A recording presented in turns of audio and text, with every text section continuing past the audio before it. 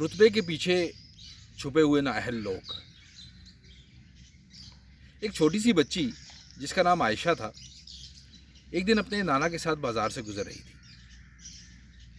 कि एक जगह उन्होंने देखा कि एक शख्स किसी मोची को बुरा भला कह रहा है, महज इसलिए कि उस मोची ने उसका जूता ठीक से मुरम्मत ना कर पाया था।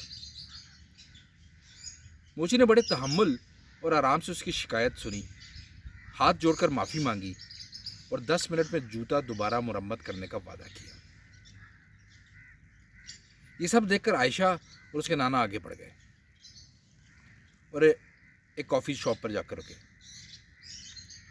उनके साथ वाली मेज़ पर बैठे एक आदमी से वहाँ के वेटर ने कुर्सी ज़रा आगे खिसकाने को कहा ताकि थोड़ी जगह बन जाए।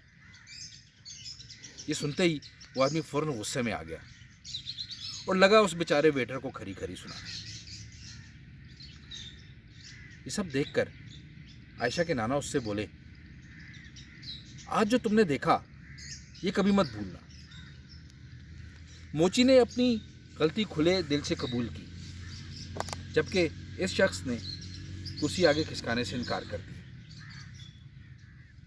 करामत लोग जो करामत काम करते हैं कभी भी खुद को बेकार समझे जाने पर बुरा नहीं मनाते, जबकि बेकार लोग हमेशा खुद को अहम और बड़ा समझते हुए अपनी नालायकी और नाअहली अपने रुतबे, अपने ओहदे के पीछे छुपा लेते हैं।